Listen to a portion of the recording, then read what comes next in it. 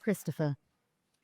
Thank you to Kim and to William for opening up the topic so well. And I hope I can take the discussion in a slightly different direction because I want to speak to you about ping pong, table tennis, or as Boris Johnson once famously called it, whiff-waff.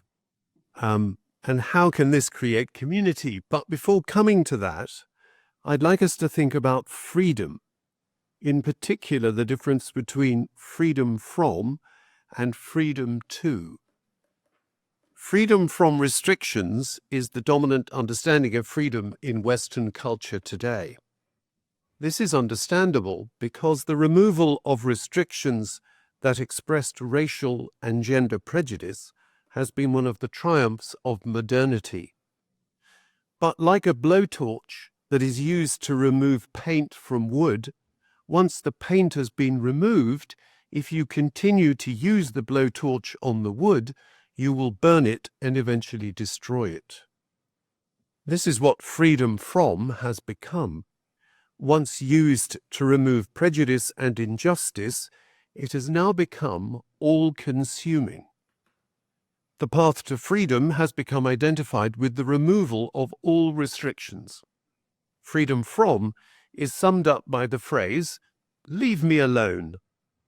But the outcome of this wish is precisely that you are alone. So this negative view of freedom fosters the growth of loneliness experienced by so many people. By contrast, freedom too offers a future where people are not left alone. Freedom to do what is the question this raises. My answer is summed up in the phrase, "Count me in," the opposite of "leave me alone," by which I mean count me in to help create community.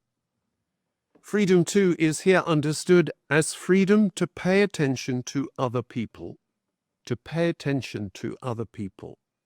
In his recently published book entitled On Freedom, Timothy Snyder asserts that freedom is about knowing what we value and bringing it to life, and that involves other people.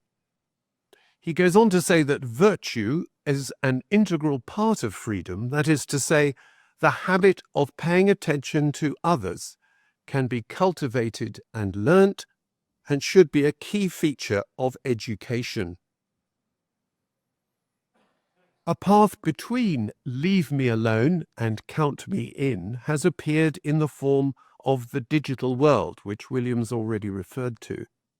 Here, somebody can apparently be both physically alone and digitally connected. If freedom is paying attention to others, then can the digital world be part of that?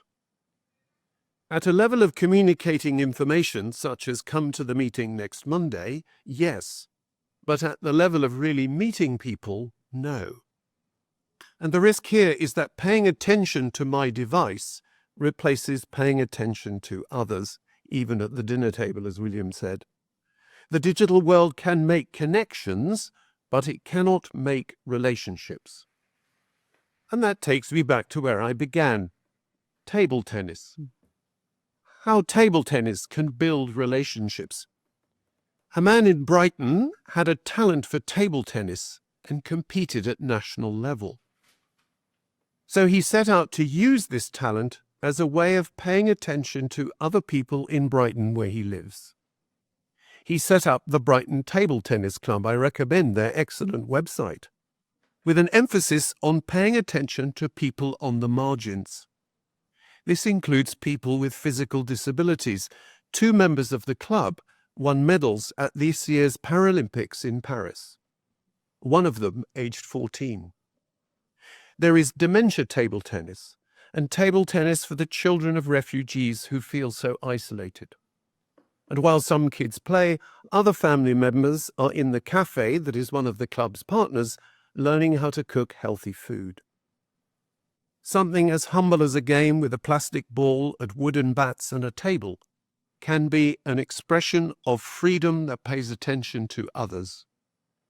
To see other possibilities of growing community, We need to move beyond freedom from restrictions, not leaving it behind, not forgetting it, but realizing that freedom to pay attention to others is the real freedom we need today to build community. Thank you. Michael.